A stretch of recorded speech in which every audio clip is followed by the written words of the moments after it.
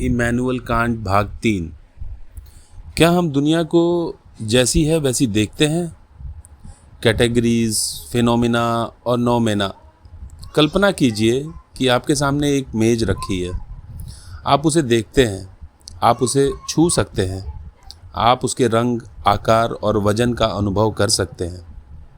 अब एक प्रश्न पूछिए, क्या आप वास्तव में उस मेज को देख रहे हैं या केवल अपने मन द्वारा बनाई गई उसकी एक तस्वीर को देख रहे हैं?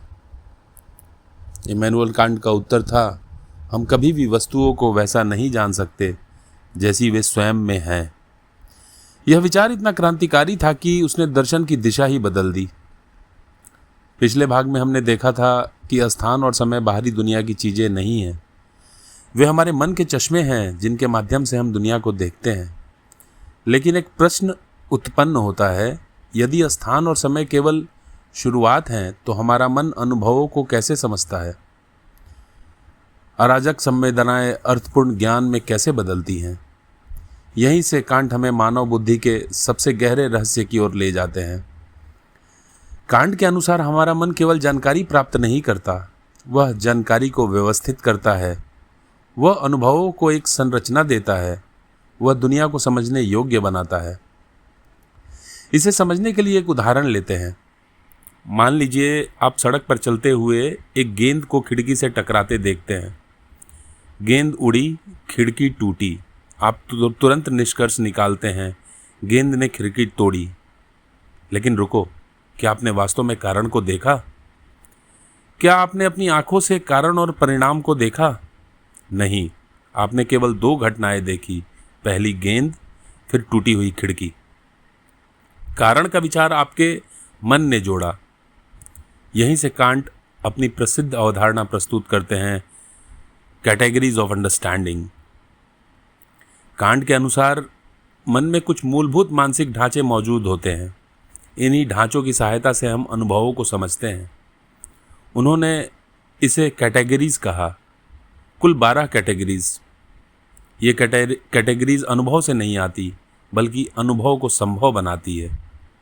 उदाहरण के लिए एकता, अनेकता, कारण, परिणाम, संभावना, आवश्यकता, अस्तित्व और अन्य मूलभूत अवधारणाएं।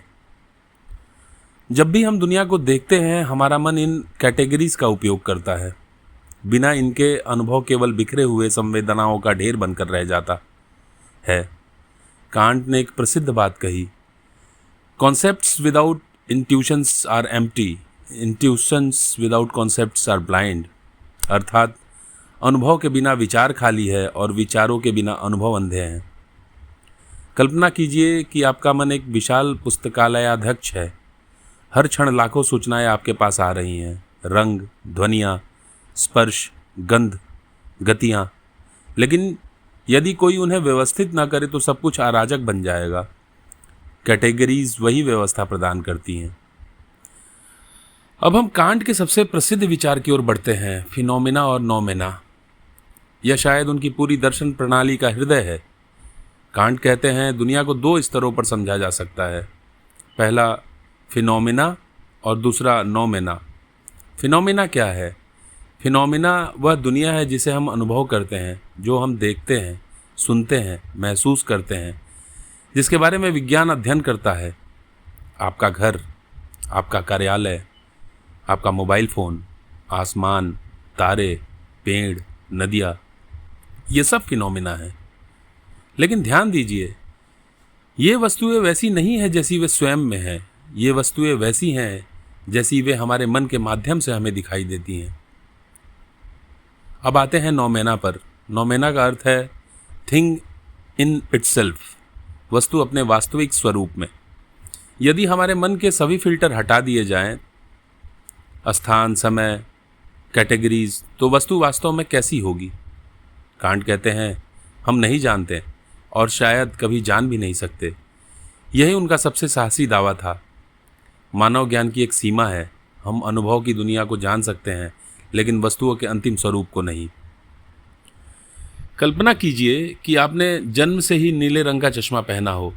आप जो कुछ भी देखेंगे उसमें नीलेपन की छाया होगी।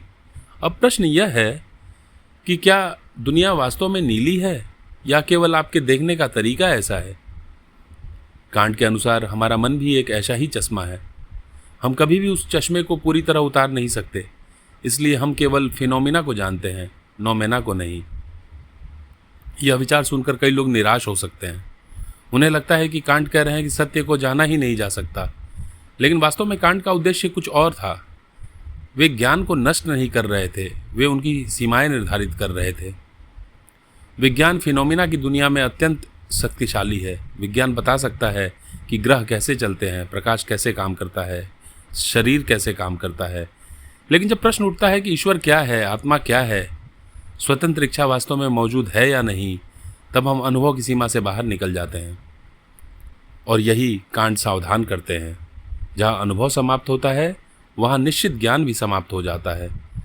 यह विचार आधुनिक दर्शन पर गहरा प्रभाव डालता है। आज भी अनेक दार्शनिक और वैज्ञानिक इस प्रश्न से जूझ रहे हैं, क्या हम वास्तविकता को जान रहे हैं या केवल उसकी मानसिक व्याख्या को? कांट का उत्तर स्पष्ट था। हम वास्तविकता का अनुभव करते हैं, लेकिन उस वास्तविकता का अंतिम स्वरूप हमारी पहुंच से बाहर है। और शायद यही मानव स्थिति का सबसे बड़ा रहस्य है। हम संसार के भीतर रहते हैं, हम उसका अध्ययन करते हैं, हम उसके बारे में सिद्धांत बनाते हैं, लेकिन फिर भी कुछ ना कुछ हमेशा हमारी पकड़ से बाहर रह जाता है। अगले भाग में हम कांट की सबसे चुनौतीपूर्ण अवधारणा को समझेंगे, एंटीनोमीज। वे विरोधाभास जिनमें मानव बुद्धि स्वयं फंस जाती है। क्या ब्रह्मांड की कोई शुरुआत है या वह अनंत है? क्या मनुष्य वास्तव में स्वतंत्र है या सब कुछ पहले से निर्धारित है? कांट के उत्तर आपको चौंका सकते हैं। मैं हूं, और यह भी इमैनुअल कांट की दर्शन यात्रा का तीसरा भाग। धन्यवाद।